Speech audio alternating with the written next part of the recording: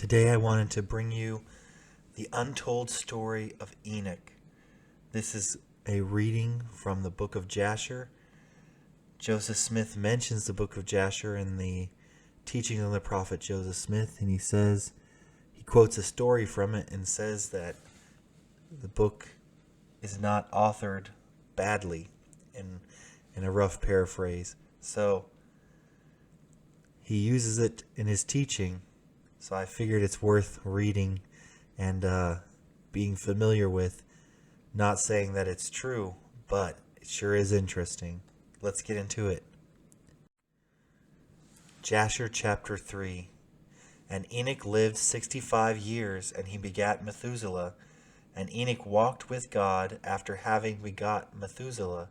And he served the Lord, and despised the evil ways of men.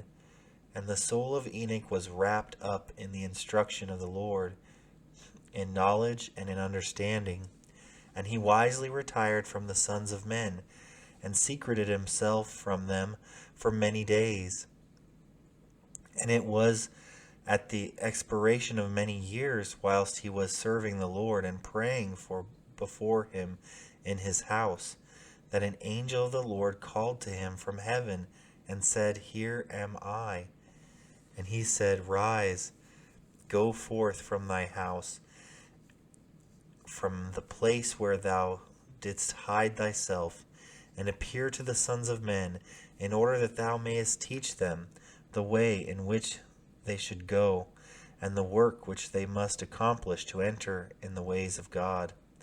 And Enoch rose up according to the word of the Lord, and went forth from his house, and from his place, and from the chamber in which he was concealed. And he went to the sons of men, and taught them the ways of the Lord. And at that time assembled the sons of men, and acquainted them with the instruction of the Lord. And he ordered it to be proclaimed in all places where the sons of men dwelt, saying, Where is the man who wishes to know the ways of the Lord and good works? Let him come to Enoch. And all the sons of men then assembled themselves to him. And all who desired this thing went to Enoch, and Enoch reigned over the sons of men according to the word of the Lord. And they came and bowed to him, and they heard his word. And the Spirit of God was upon Enoch, and he taught all his men the wisdom of God and his ways. And the sons of men served the Lord all the days of Enoch, and they came to hear his wisdom. And all the kings of the sons of men, both first and last, together with their princes and judges, came to Enoch, when they heard of his wisdom, and they bowed down to him. And they also required of Enoch to reign over them, to which he consented. And they assembled in all 130 kings and princes, and they made Enoch king over them, and they were all under his power and command. And Enoch taught them wisdom, knowledge, and the ways of the Lord, and made peace amongst them, and was throughout the earth during the life of Enoch. And Enoch reigned over the sons of men 243 years, and he did justice and righteousness with all his people, and led them in the ways of the Lord. And these are the generations of Enoch: Methuselah, Elisha, Elimelech, 3 sons, and their sisters were Milcah and Naamah. And Methuselah lived 87 years and begat Lamech. And it was in the 56th year of the life of Lamech when Adam died. 930 years old was he at his death. And his 2 sons, with Enoch and Methuselah his son, buried him with great pomp, and as at the burial of kings, in the cave which God had told him. And in that place all the sons of men made a great mourning and weeping on account of Adam. It has therefore become a custom among the sons of men to this day And Adam died because he ate of the tree of knowledge, and he and his children after him, as the Lord God had spoken. And it was in this year of Adam's death, which was 243rd year of the reign of Enoch. In that time Enoch resolved to separate himself from the sons of men, and to secret himself as at first, in order to serve the Lord. And Enoch did so, but did not entirely secret himself from them, but kept away from the sons of men 3 days, and then went to them for 1 day.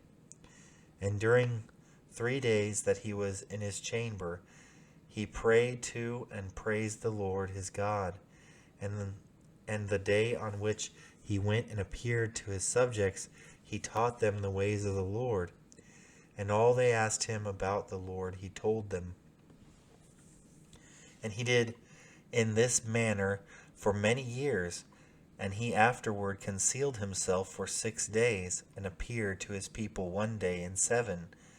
And after that, once in a month, and then once in a year, until all the kings, princes, and sons of men sought for him, and desired again to see the face of Enoch, and to hear his word, but they could not, as all the sons of men were greatly afraid of Enoch, and they feared to approach him on account of the godlike awe that was seated upon his countenance. Therefore no man could look at him, fearing he might be punished and die. And all the kings and princes resolved to assemble the sons of men, and to come to Enoch, thinking that they might all speak to him at the time when he should come forth amongst them. And they did so. And the day came when Enoch went forth, and they all assembled and came to him. And Enoch spoke to them the words of the Lord, and he taught them wisdom and knowledge. And they bowed down before him, and they said, May the king live, may the king live. And in some time after, when the kings and princes and the sons of men were speaking to Enoch, and Enoch was teaching them the ways of God, behold, an angel of the Lord then called unto Enoch from heaven, and wished to bring him up to heaven, to make him reign there over the sons of God. And he had reigned over the sons of men upon earth. When at that time Enoch heard this, he went and assembled all the inhabitants of the earth, and taught them wisdom and knowledge, and gave them divine instructions. And he said to them, I have been required to ascend into heaven. I therefore do not know the day of my going. And now therefore I will teach you wisdom and knowledge, and will give you instruction before I leave you, how to act upon the earth whereby you may live. And he did so. And he taught them wisdom and knowledge, and gave them instruction, and he reproved them, and he placed before them statutes and judgments to do upon the earth. And he made peace amongst them, and he taught them everlasting life, and dwelt with them some time, teaching them all these things. And at that time the sons of men were with Enoch, and Enoch was speaking to them. And they lifted up their eyes, and their likeness of a great horse descended from heaven. And the horse paced in the air. And they told Enoch what they had seen. And Enoch said to them, On my account does this horse descend upon the earth. The time is come when I must go from you, and I shall no more be seen by you. And the horse descended at that time, and stood before Enoch, and all the sons of men that were with Enoch, who saw him. And Enoch then again ordered a voice to be proclaimed, saying, Where is the man who delighteth to know the ways of the Lord his God? Let him come this day to Enoch before he is taken from us. And all the sons of men assembled and came to Enoch that day. And all the kings of the earth with their princes and counselors remained with him that day. And Enoch then taught the sons of men wisdom and knowledge, and gave them divine instruction. And he bade them serve the Lord and walk in his ways all the days of their lives. And he continued to make peace amongst them. And it was after this that he rose up and rode upon the horse, and went forth, and all the sons of men went after him, about 800,000 men. 800,000 men, wow. And they went with him one day's journey. And the second day he said to them, Return home to your tents. Why will ye go? Perhaps you may die. And some of them went from him, and those that remained went with him 6 days' journey. And Enoch said to them every day, Return to your tents, lest you may die. But they were not willing, and they went with him. And on the 6th day some of the men remained and clung to him, and they said to him, We will go with thee to the place where thou goest. As the Lord liveth, death only shall separate us. And they urged so much to go with him that he ceased speaking to them. And they went after him and would not return. And when the kings returned, they caused a census to be taken, in order to know the number of remaining men that went with Enoch. And it was upon the 7th day that Enoch ascended into heaven in a whirlwind, with horses and chariots of fire. And on the 8th day all the kings that had been with Enoch sent to bring back the number of men that were with Enoch in that place from which he ascended into heaven. And all those kings went to the place, and they found the earth there filled with snow, and upon the snow were large stones of snow.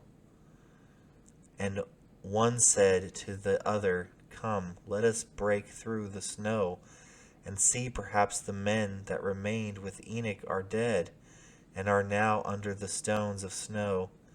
And they searched, but could not find him, for he had ascended into heaven.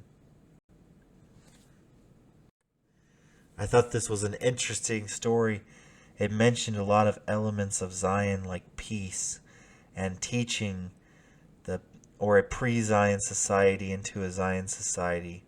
Who knows if it's completely accurate, but it was interesting how much it mentioned peace and how much it mentioned this idea of a king and almost like a king and a priest who advocates for his people and who intercedes in their behalf for the Lord, between them and the Lord, and teaches them the ways of the Lord, and teaches them to teach others the way of the Lord.